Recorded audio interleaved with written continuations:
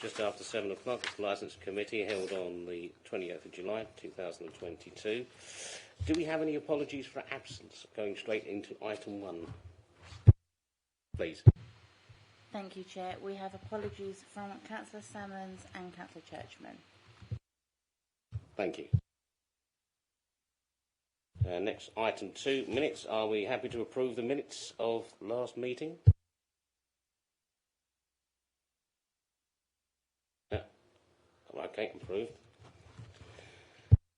Items of urgent business on item 3. I haven't been informed of any items of urgent business. No items of urgent business. Item 4, declaration of interest. Anyone got any declaration of interest? No. And we'll go straight on to item 5, review of street trading policy, page 9 to 26. Would the officer, Council Officer Paul Adams, like to say a few words on this before we take it apart? Thank you. Thank you, Chair. This report is just to review the Council's current street trading policy. The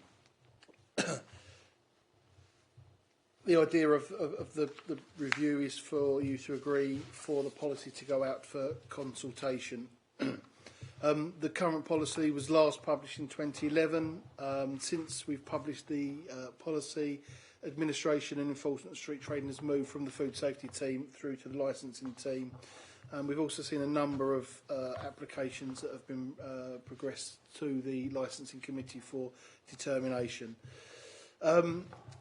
Effectively, the review has added a number of things. Predominantly, we've added some additional information around the suitability of location. We've included a basic DBS check to check the suitability of the applicant, and have actually provided a sort of suitability policy that will judge any unspent criminal convictions against. We've enhanced the guidance around the number of licences that we'll issue in any one place.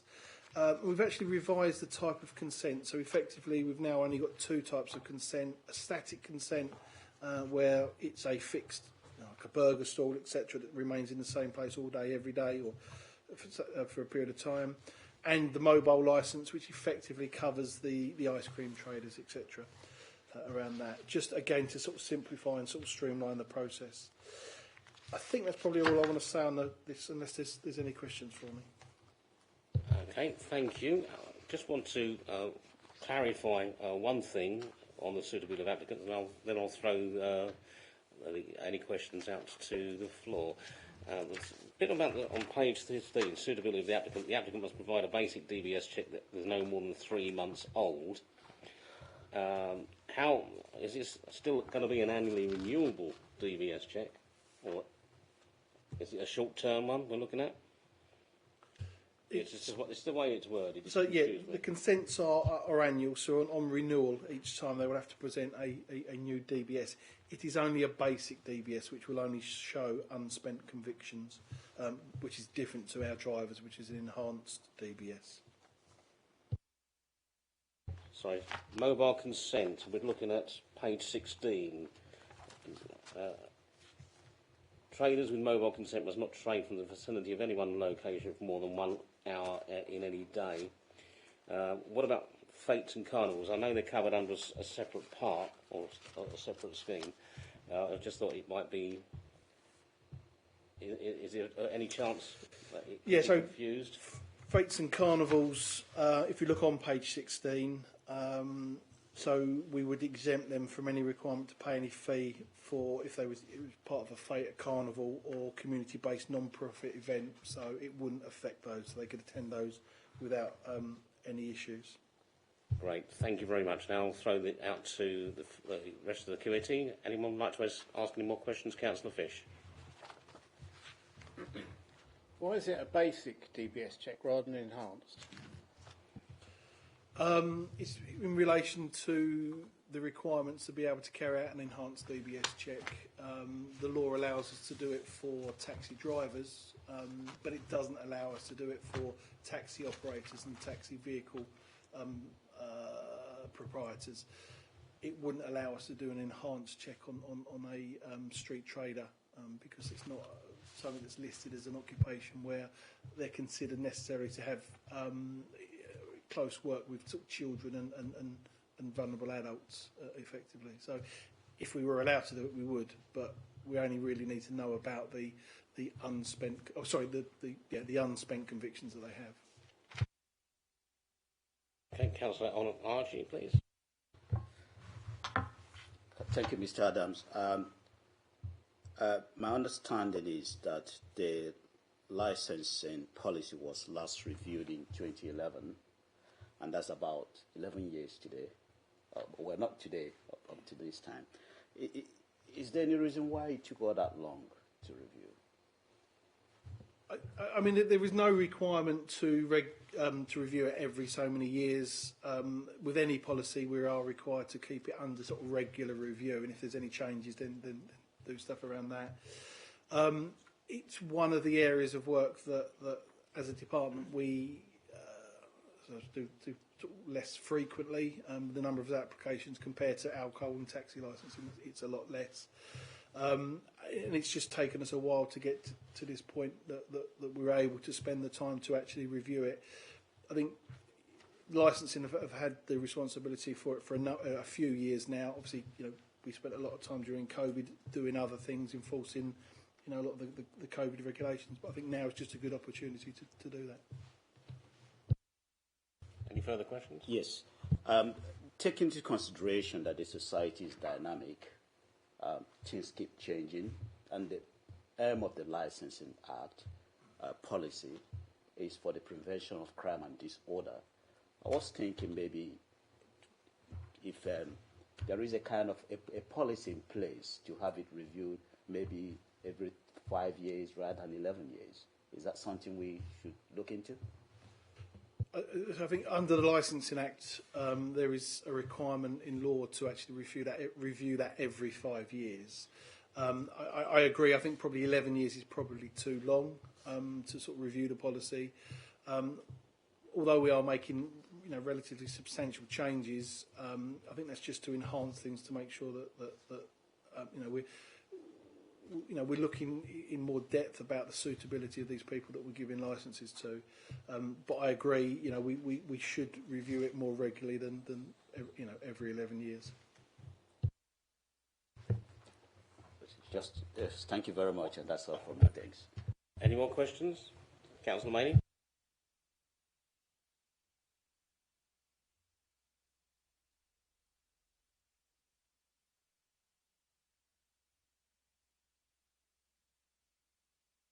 Apologies. Is it something that most local authorities do? I mean, I've got to be honest, it seems a bit disproportionate to me. It's not often I would say something like that. I get why we, ask taxi drivers to do it. They're carrying vulnerable people, sometimes, on a contract with us. I understand why we would ask people selling alcohol. They've got to be responsible. But I can't help but think we're overstepping our remit somewhat. It's not our job to police people in situations like this. I'm not saying I'll die in a ditch over it or I'm against it, but my first instinct was to think it's a little bit disproportionate for us to be doing this in the case of street traders. I mean, what's the next step? We lease shops to people. Are we going to ask shopkeepers to submit a deed? I know there's not a licensing function, but I think as an authority, it doesn't sit right with me to be doing this. I understand what you're saying. I think if we use as an example, an ice cream trader that trades outside of a school, we are saying that this person is suitable to hold a licence, and the likelihood that they will be trading outside of the school. I think because we're giving them a permission to be there, we need to make sure they are suitable. And certainly these days with CSC, so child sex exploitation, criminal exploitation, all the links to county lines and various bits and pieces like this, it's an ideal opportunity for somebody that has got those intentions or that history, to be in close contact and build a relationship with potentially young people outside of school effectively. Aren't we usurping our? I mean, that's the responsibility of the police. I just feel like we're sort of trying to police people. And I think, I would feel very uncomfortable if we was to grant a licence to someone with a paedophile conviction that was driving an ice cream van potentially. And that might be the extreme example. It does sound extreme, I'll be honest. I think we have the ability to judge whether they are a suitable person to hold the licence. We're giving them the permission and saying they are fit and proper to hold this licence. I just feel it is another step to ensure the sort of safeguarding, particularly of young people and vulnerable people, throughout the borough. We are, able to do this, and I wouldn't say we would be the only borough, in the country that was doing this. There are others that ask similar questions of their applicants. Just seems, considering it's a yearly licence, it seems very onerous, I think, to expect. I mean, let's be honest, you're picking, a scenario where someone is trading near a school, but the vast majority don't do that. They're simply, it's not. I can understand your concern there, but I just think the vast majority of street traders are not all, plying their trade around schools. And I don't know. I mean, it's, as I say, it's not something I'll die in a ditch over. I think we're exceeding our remit. I think that, if I'm honest, we're trying to do the job of the police. We haven't. It's different, as I say, with people selling alcohol. It's different with people who are in close confinement with the trap in public, but I just think people selling stuff in a public place, yes, we have to license them. I get that. I mean, I was a portfolio holder. We worked on the licensing scheme. I support that. It just seems a bit heavy-handed to me. It's not something I think is a sort of standard practice across local authorities. Can I come in there, please, Councillor Maney? Your chair. Interesting the way it's going. However, we don't actually have that much latitude, do we, in whether we allow we do these checks or not. But it's also one of those things that should. It's the times we live in. We have to make sure that we've taken every bit of care, every bit of due diligence, so that if, God forbid, anything ever happens and people say, why didn't you do this, why didn't you do that, we can say we did, that we've taken tried to cover every eventuality. That's basically, it's because it's the times we live in. It's not the 1960s anymore. I quite agree with you. It's quite overbearing, and if there was a way of reducing it and sort of seeing 100% way of stopping bad people taking up positions where they could influence or children or do other nefarious activities, I would agree with you. But at the moment, this is the world we live in. I hope it's going to be temporary. Any more questions, anyone? Or do you want to follow up, Councillor Mayor? No questions. I mean, I'll have to disagree. I think, I think, as I said, we are not the police. I haven't seen, it's not. There's certainly not been any sort of government guidance recommending this. It's something we seem to just done. I'm not sure the local government association is encouraging us to do this. We hear very often that the licensing department is chronically understaffed, which is why we had to wait so long for the paper to come to us on CCTV equipment in taxis. Yet we're adding this extra burden on the department. I hope we don't hear later down the line, and we can't do that because we're understaffed and we've got too much on in the licensing department. Yet, when you're balancing risk alongside this, there's a risk in everything. This just seems grossly disproportionate. Can I just stop you really, there, Councillor Maney? That's just an observation. You've asked the same question basically 3 times. If there is anything else unrelated to your first question, you're very welcome to ask that. But we've already answered, the council officer has already answered your question at the moment. Yeah, I didn't have a question. I'm making a point of record, so it's recorded, Chair, which is why obviously we do record it. I'm just placing a concern of my. I don't agree with this, and I think there's a good reason for disagreeing with it. And whilst I'm not going to vote against the recommendations, it's nice for the committee to sort of come to a common agreement. I just want to place on record. I think it's a little bit disproportionate, but I've made my point. Thank you, Chair. Thank you, Councillor Maney. I quite agree with you. It's one of those things. It's where the time we live in. Has anyone else got any other questions? Right. Councillor Onarji. Thank you, Chair, for another opportunity to ask a question to Mr. Adam. My question is in relation to consultation 5.5. It is said that all license holders will be written inviting them to view the draft policy. I was just wondering how you're going to do this, and also to make comment to view the draft policy. How are you going to do it? So the draft policy will be published via the council's consultation portal.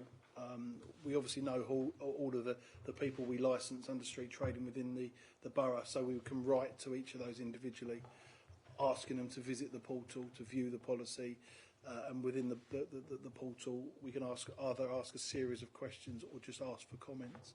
So that would be the process for consultation in respect to that. I'm a little bit. Carry on. I'm a little bit concerned that there might be issues that not everyone is IT literate enough to be able to access the portal, to be able to read. Have you considered any other additional method or alternative to add on to what you already have?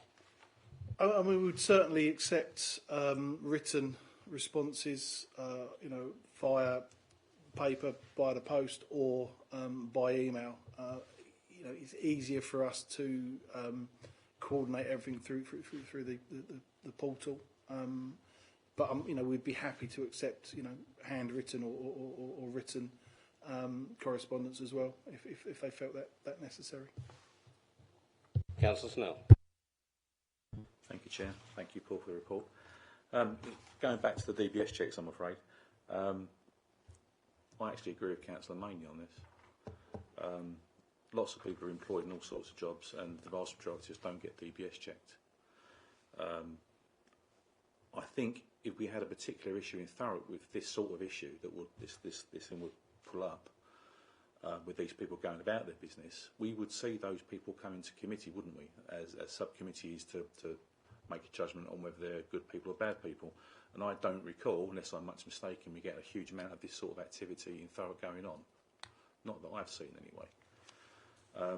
So I do tend to agree that it's possibly overreaching a little bit on that issue. If we must have it,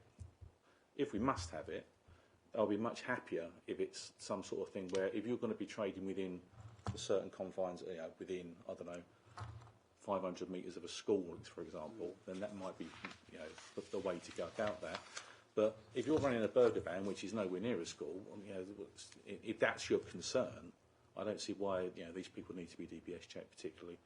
I mean, lots of people do lots of jobs in all walks of life, and we don't all get DBS checked.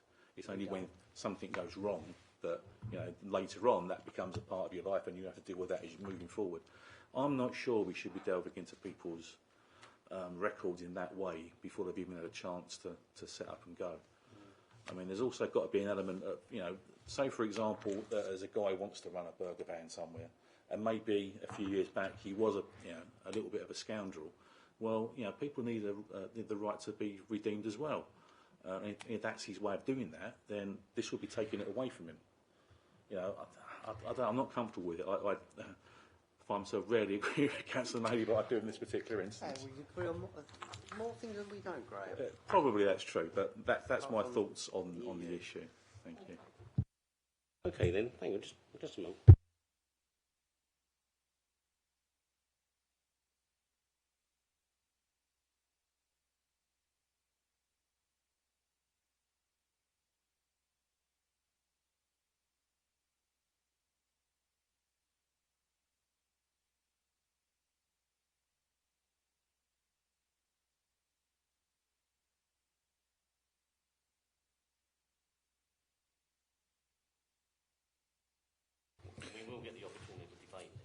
No, absolutely. I think the recommendation is that the policy goes out for consultation, as it's been provided to you. I mean, you're more than welcome to make changes or additions to the policy if you feel fit tonight before it goes out for consultation.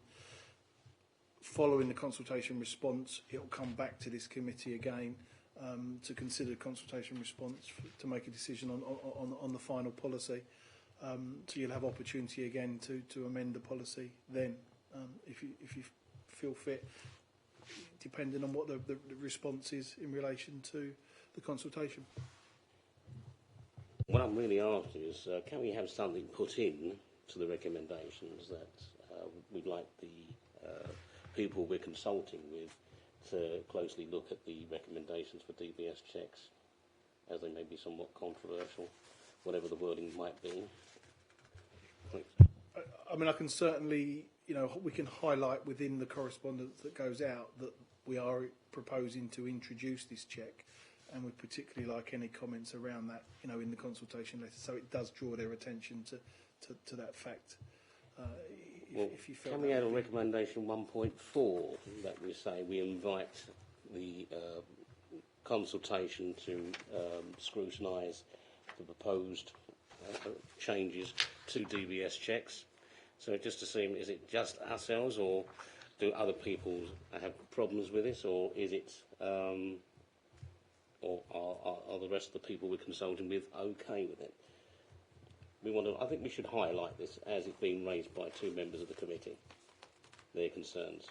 Can we have a form of words to add as 1.4, please? Councillor Fish. I have to say I'd have serious concerns if it was, if it came out, because I think it's really important to have that in there. That's my personal view. I don't agree with what the other councillors have said at all.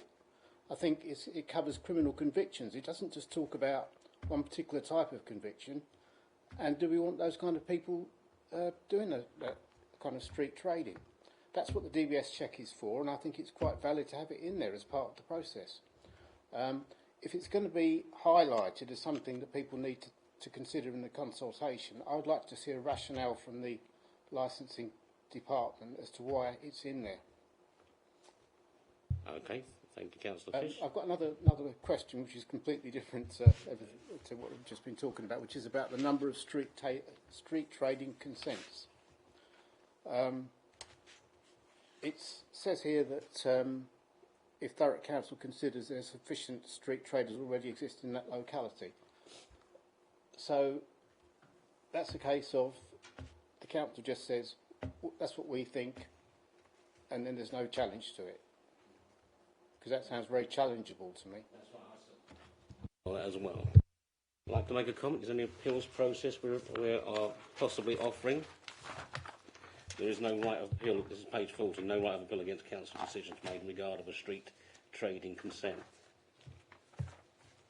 Sorry, Chair, I was just trying to find Councillor Fish's comments around numbers. Is that on page 15? Bottom of page 15.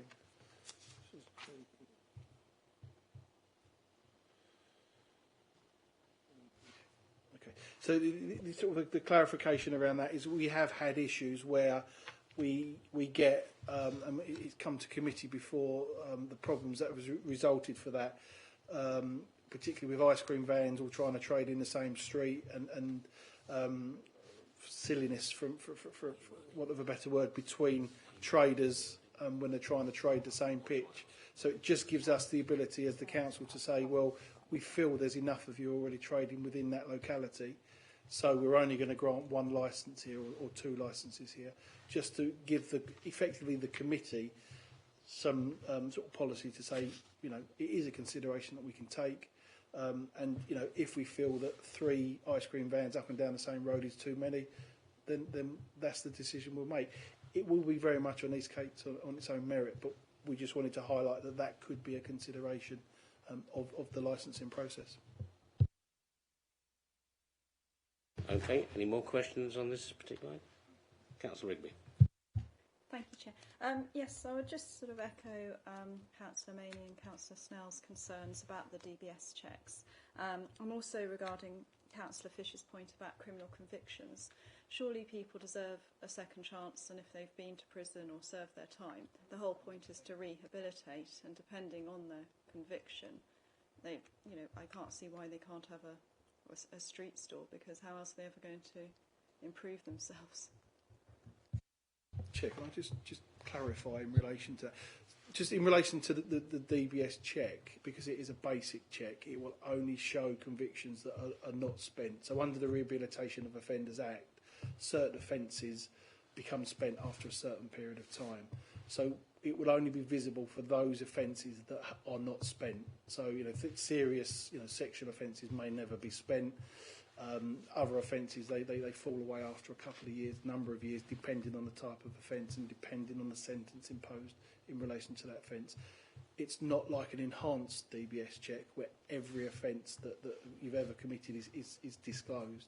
It's only offences that under the Rehabilitation of Offenders Act are not spent. So. As I see, I mean, although we're in quorum, we haven't got the full committee here.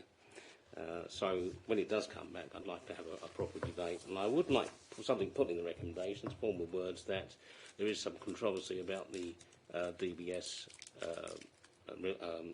addition, and we'd like all people who are in the consultation to pay particular attention to it and give us their feedback.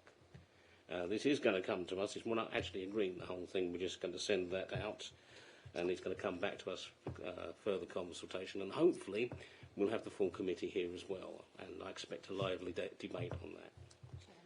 Just a moment, please. Thank you, Chair. I think obviously members can have the assurance that obviously all comments will be being raised, will obviously be minuted, so the fact obviously that some members have obviously raised that they have slight concerns with the DBS check, that will be within the public record anyway. With regard to adding an additional recommendation, would members be happy if we had the wording similar to what the licensing offered, that it's that the fact that we're looking at DBS checks is highlighted for people to, or do you actually want something more specific in there? Shall we ask for all members of sending out to consultation to give their thoughts on the ramifications of these DBS checks? So, can we have something along those lines, like recommendation 1.4 to particularly scrutinise proposed DBS checks? If I may, it just struck me that when something is changing and we've got the street trading policy which is being renewed, normally what would happen in any such case was you would bullet point the major changes within that policy. So they would be front and centre. So you would see from the get-go that the big changes are this, this and this, whatever it happens to be. And if they're front and centre at whatever the consultation reads like, then I think that will probably suffice, because it will draw people's attention to that straight away, because it is a major change. It's not been there previously. It is a big deal. And I think it is only right to draw people's attention to that, because we might be wrong. That the street traders themselves might think, actually, that's a really good idea. We don't know. So, but at least if we draw attention to it in that manner, saying that these are the things that have changed. What do you think? Thank you. Thank you, Councillor Snell. I always appreciate your good sense. Thank you, but I think we should highlight this and make it as a separate recommendation to actually draw attention to it, because if we don't do it now, some time further down the line, people will say we didn't highlight it enough. So I want to highlight it from now, day one, and let everyone know we want to debate on this and their thoughts, as long as we can get the right wording. Just a moment, please. With the rationale as well, as to why was it put in there in the first place. Certainly, thank you, Councillor Fish.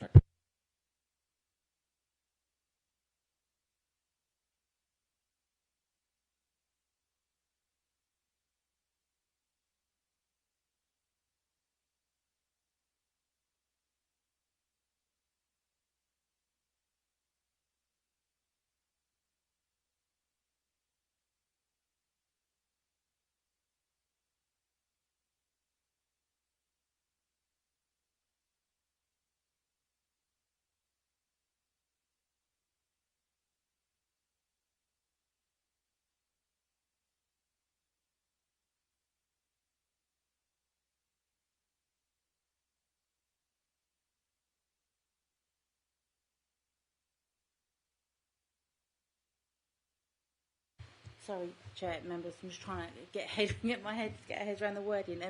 Would members be happy if you're going to have an additional recommendation that 1.4 would be, when going out to consultation, the covering letter highlights the changes to the policy and the rationale behind those changes? The DBS. Would that sound about right? Forced? Councillor Margie? Yeah. From your wording there, you said the rationale behind the changes. I think it should be specific to the DBS, because that's the main thing there. Exactly. And that's what we're after. Yeah, the DBS and the specific rationale, if you're willing to put specific in. Okay. Chair. Hello there. Sorry.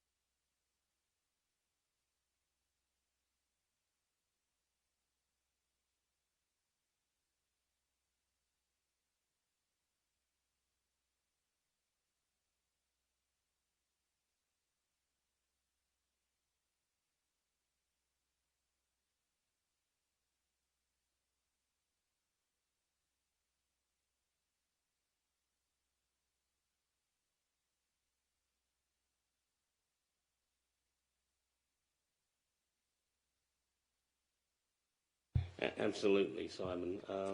We're just checking with the script. Are we happy with the wording? I think members are happy. I've got a note. The committee, those who are here, happy with the wording? We'll put that as 1.4. Could you read out the wording for us, please? Or yourself, Simon, say it again. Thank you, Chair. I've just, obviously, Simon's obviously said with going through the debate that if members were against that recommendation, obviously that you give your reasons for that. So I've got a note of that, and obviously members have given their opinions this evening on how they feel at this current stage. And then for an appendix, for 1.4, I've got that the covering, when the covering letter goes out, and I'll firm up some firmer wording, but that the covering letter that goes out to those that we are consulting with, it highlights the changes to the policy that include in the DBS checks and the rationality that as to why we've got DBS checks in now. For and against. Yeah. It's got to be for and against. If you're going to write that out, we're not going to actually add this tonight. We're just going to note that. Well, we'll say we'll do it verbally, but before we're going to have to get this in writing as well. If members are happy with that, well, if you're kind of happy with the gist of that, I will get that wording firmed up, and obviously, Chair, you'll get a copy of the draft minutes, so you can obviously sign that off.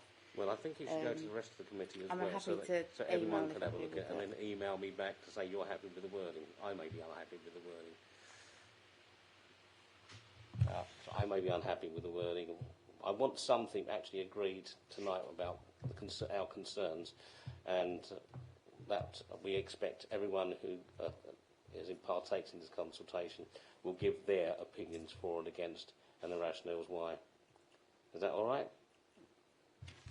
I think the wording, as Kenna just described, seems fair enough. I think we're losing sight of the fact a little bit that this is going to consultation first, and the meeting we're talking about, we will firm up our views, will be the subsequent meeting once we get the consultation results.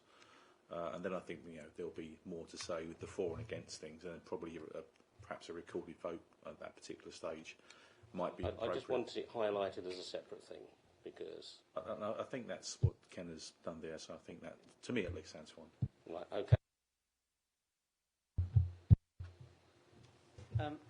As Councillor Snell says, we're agreeing a consultation here, so yeah, I'm loosely happy. I can only speak personally. When this comes back, I'm not so much interested in the consultation responses because no one's going to really object on that point. If you've got some, we know from these consultations you don't get a lot of feedback anyway.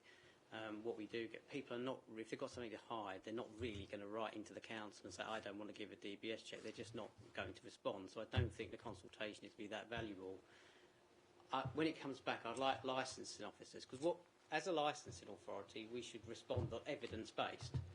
I just want to see the case for it. What do other local authorities do? If this is parity across local authorities, or if there's government guidance or a clear reason for doing something, I just want to hear it. That's what we do as a licensing committee. We respond to evidence. And it seems to just be thrown in there, and I haven't seen that's all I want as an individual member of this committee, the licensing authority to first of all make the case for it. I'm not personally so concerned with the consultation response, but I would like that assurance as well that we've got the capacity to do this. It's our job as a licensing committee to oversee the functioning of the licensing department. I know we have a portfolio holder for that, but we are a regulatory committee. We're not just about deciding applications that come to us. I have concerns that I hear all the time that the licensing department is overstretched, there's reasons why it can't do things. Then we're adding this in. It seems to me like it could prove quite onerous. If all of a sudden we now make this a recommendation, it's now a requirement to get the street trading licence. It seems to me like it could potentially overburden the department. So without taking up too much more time, as I say, I just want to see the case made. I'm not overly concerned about the consultation response, and I'd like an assurance that we have the capacity to do this. Thank you, Chair. Thank you, Councillor Maney, and I appreciate your point as well, and the points you're trying to make, that you're making. I can see both sides of the argument. So we'll have 1.4, and we'll also ask, we record in the minutes that what Councillor Maney said, that when it comes back to consultation, we want to hear from the licensing department, one, the confirmation they have the capacity to carry this out, and two, the rationale for doing this, which includes, do we have any legal advice or recommendations to do this from any government source? And perhaps ask what other councils do. Thank you. Will that be sufficient to satisfy everyone? Thank you. Yeah.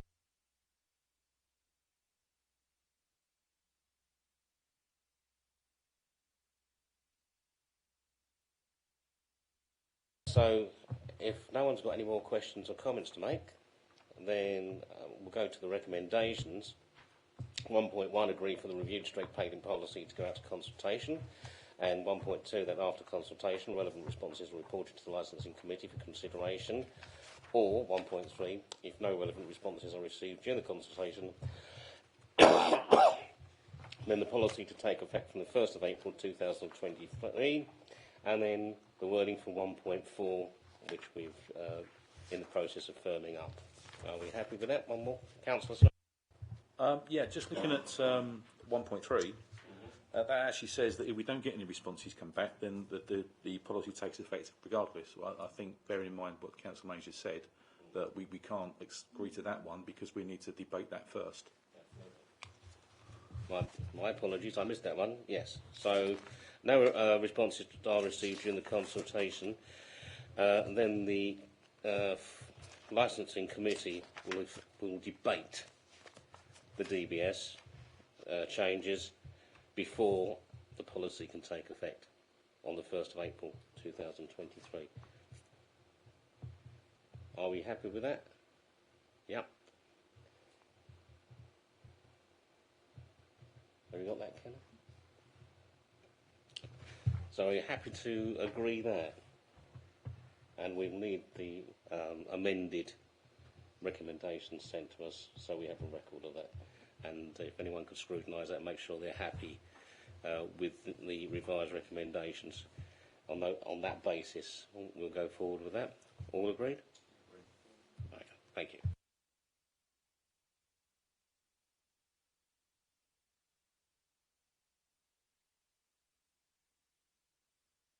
Item 5.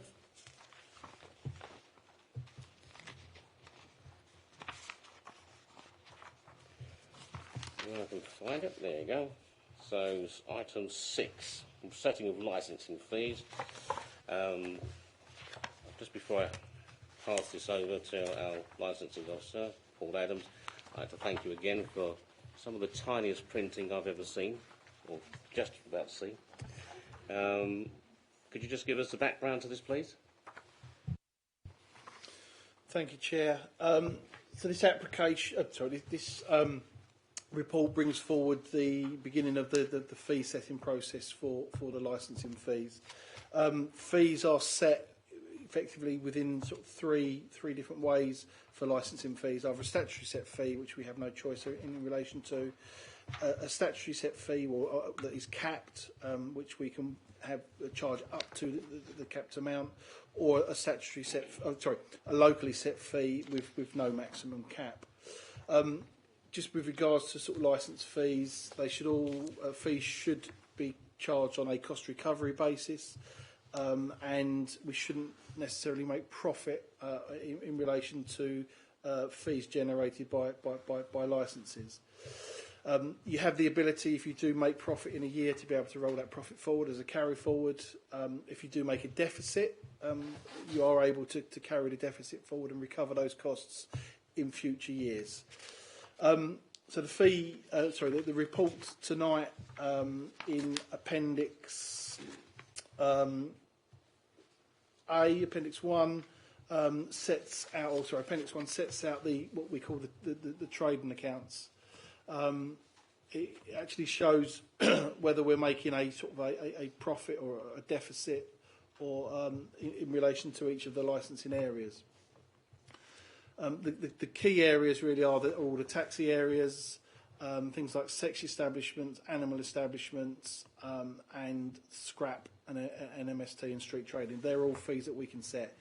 The gambling fees and the alcohol licence fees are fees that are effectively set by statute. As you can see, most of the taxi fees are all working or becoming a deficit, so we're not making sufficient income to cover what it costs us to provide the licensing service, with the exception of the private hire drivers, which is slightly with a surplus carried forward, albeit that surplus is reducing, so this time next year we will be in a deficit in relation to that thing.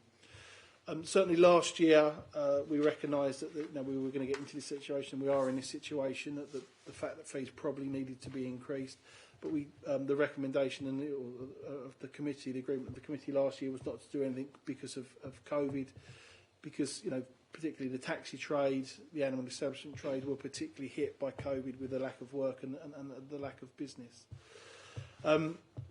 So in Appendix 2, you'll see the list of the proposed fees. What I've done, I've set out the current charge, and then the charge for next year, and it shows the change from the last increase, particularly with the taxi fees. They were last increased in 2015, so we are again a number of years behind since we've raised the fee at all. I've also included a column there that you can see the percentage increase in the fees. There is a larger percentage increase, particularly with the taxi fees for the 1 year licence.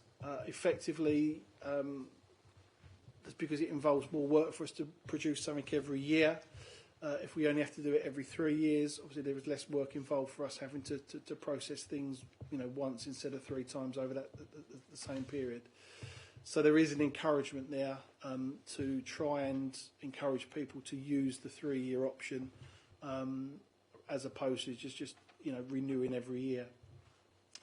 I think that's probably all I need to say really in relation to that, unless you've got any questions at this stage. Okay, thank you, Paul. Can I just go back to your name of fee chart before I open this out to everyone else? It's got down here page 41 public protection licences, and in the comments section it says remove fee to align with new policy. What could you expand a bit more on that, please? So that's going back to the street trading policy. I was suggesting that we would simplify the number of consents that we issue. Effectively, we had 4 static types of static consents, and in effect, actually, we only issued one of those, and the mobile consent. There was 2 options, or there was one option for the mobile consent. So that's why we're removing 3 of those fees to effectively get rid of the 3 areas. Types of static consent that we issued before. Okay, thank you. Could I invite questions from the committee? Councillor. Thanks, Chair. It's not really a sort of question. It's just, can I ask that in future appendices are in large enough print for you actually to read? Because I quite agree with you, Councillor Kent, because this seems to be a perennial thing. Because it was impossible for me. No, it does go. There's lots of committees where you get appendix that you can't actually read, but maybe we could start a trend by making sure that you can actually read them, because if we're agreeing something, and I can't see this, even if I put my glasses on for reading, I still can't see it. So I think we need to have it. If it needs to be on bigger paper and folded up in the agenda, then I think that's what we need to do, because we're agreeing fees, and if we can't read what we're agreeing, the increase, it does make it pointless. I agree with Councillor Kent. Can we make the almost illegible print out bigger, please, so we can actually read what we're agreeing to? Thank you.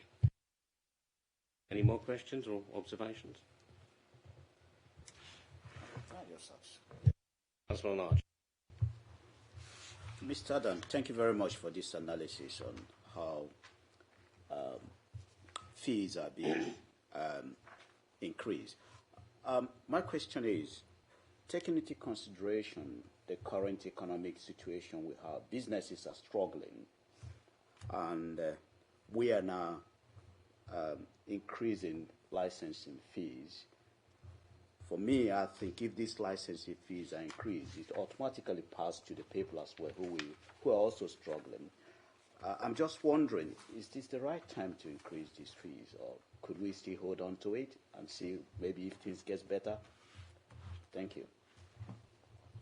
I think, Councillor, that was certainly the reason why last year the committee decided that they wouldn't consider any increase in fees because of the impacts of COVID. I think from an officer's point of view, we need to ensure that we are covering the cost of providing the service in relation to the fees that we charge. There's not been an increase in fees, for I think it's since 2015, certainly in relation to the taxi fees. So it has been a reasonable period of time. I think we've always been mindful to try and ensure we do a thorough review every 3 years, rather than the fees sort of keep changing up and down every year, because some years we do make additional money because there's lots of applications that come in that particular year. Other years there are less applications, there are less licences issued and granted, so we make less. So by on average trying to sort of review it fully every 3 years is generally a good thing. I agree it's probably never a good time to increase costs, but the cost of providing a service is increasing. And it's from an officer's recommendation that we do what we can to try and rebalance that. Otherwise, effectively, the money's being taken out of the sort of central fund of the council to cover what we could recover in fees and charges, legitimately cover in fees and charges.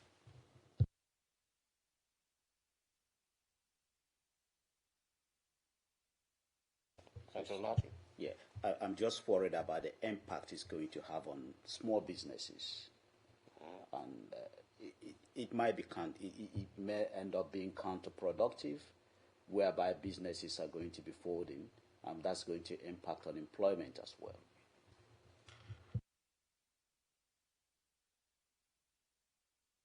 Any comments? I mean, you know, no doubt, you know, with the current increase in everything, you know, certainly you look at taxes, the cost of petrol, cost of everything's going up. They've just come and asked for an increase in the Hackney carriage tariff to try and rebalance that somewhat. So, you know, I agree, you know, there will be an impact of an extra burden on the businesses.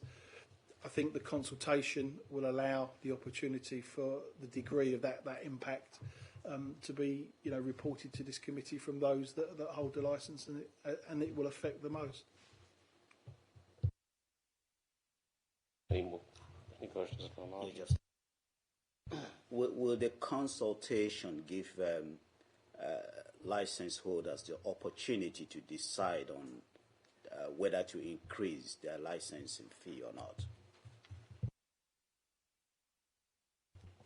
I mean, yeah, it will certainly give them the opportunity to comment about the proposed increase, and at that time make comment as to why they feel, you know, can't be justified at this time. You know, we have consulted on the taxi fees previous years, and you know, we do generally get, you know, responses as to, you know, the reasons why they don't want to see a rise in anything. I don't think there's any organisation out there, any business that holds a licence out there that is, you know, wants to see an increase in their costs at this point in time or at any point in time. But you know, as I say, from an officer's point of view, you know, we need to ensure that we are charging sufficient money to cover the costs where we have the opportunity to do that. But I think the consultation will allow those that it will impact the opportunity to respond. Okay, thank you, Paul. The recommendation, unless anyone's got any more questions, Councillor Maney. Thank you, Chair. Again, question first. Do the fees and charges here, the licensing fees and charges, will this be part of the overall annual fees and charges paper that comes before Cabinet, or is this a standalone exercise? The reason we take them separately is because there is a statutory consultation requirement for some of those fees and charges, so we have to follow that different process. These will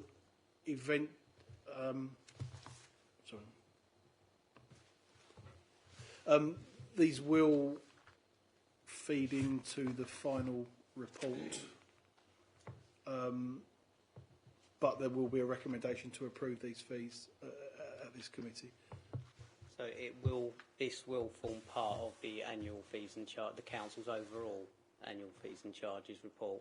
Because I know each department, for example, highways will have a whole plethora of different, you know, licences that it grants, and that will go to the relevant overview and scrutiny committee to look at. And if housing gives licence, it will go to housing owners. So I know each individual committee will look at the bits under their remit, and we are here because it's licensing. But the reason I'm asking that is because in recent years there's been a trend at sort of administration level to have like an almost arbitrary increase across the board or decrease across the board, and I just want to make sure that what you're proposing kind of chimes with what the administration overall might be saying across departments. Look at a set figure, if that makes sense. Yeah, and I think I've always pushed to ensure that you know, the licensing fees are set on a cost recovery basis, and that we don't just apply an arbitrary figure on that, because potentially that could mean we're charging more than we need to for a licence.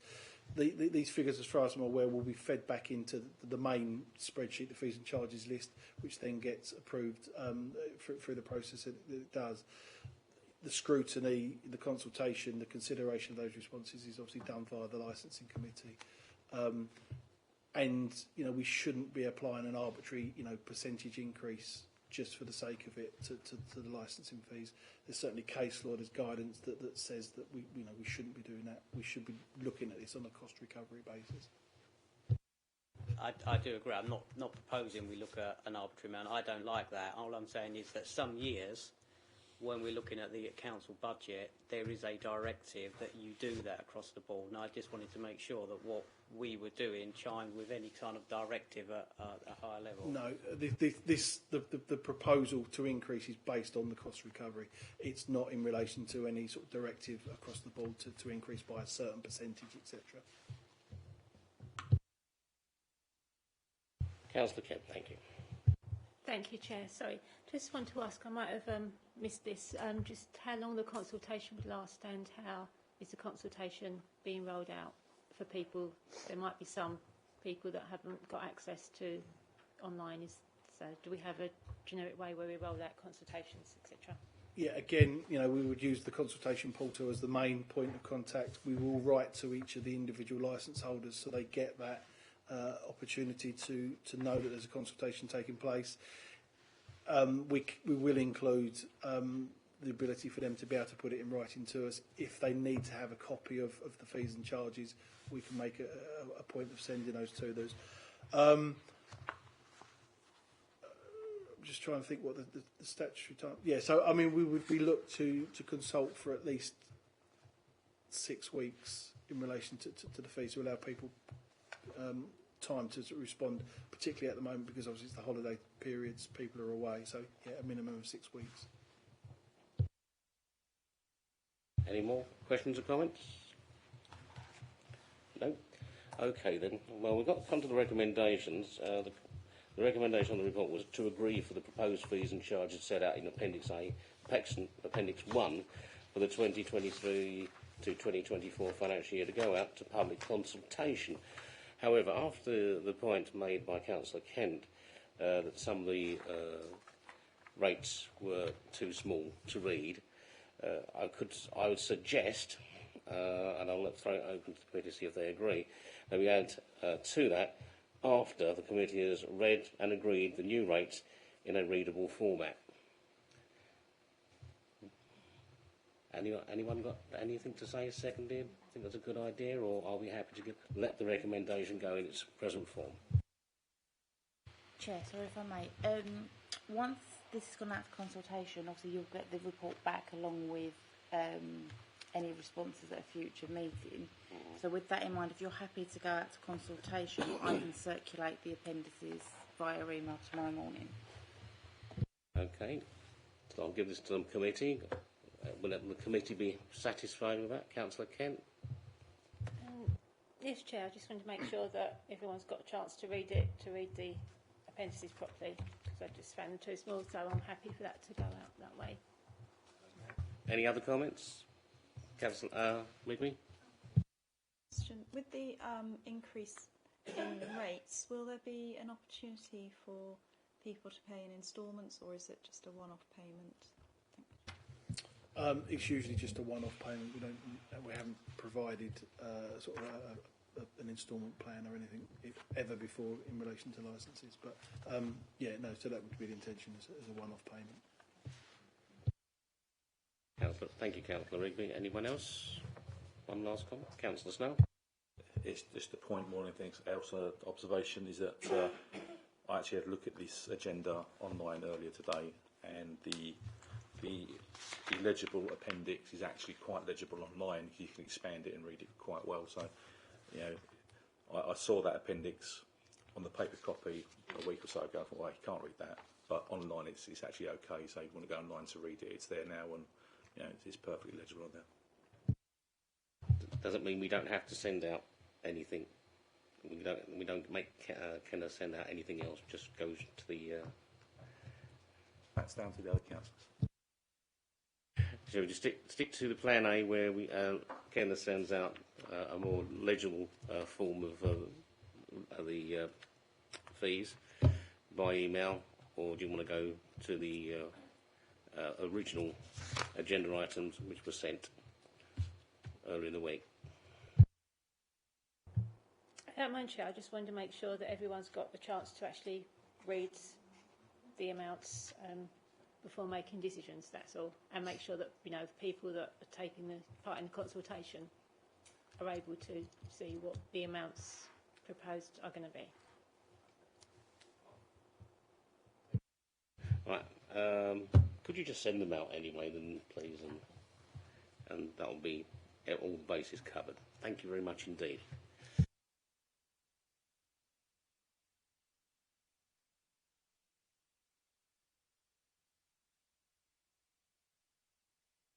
Okay, then, if we go to the recommendations, sorry, I got sidetracked there. I thought we'd done it all. So the recommendations are 1.1 to agree for the proposed fees and charges as set out in Appendix 1 for the 2023-2024 financial year to go out to public consultation. Are we agreed? Yeah, agreed. Thank you. That seems to conclude our business, unless I've missed something, at 2 minutes past 8. Thank you, everyone, for your attendance.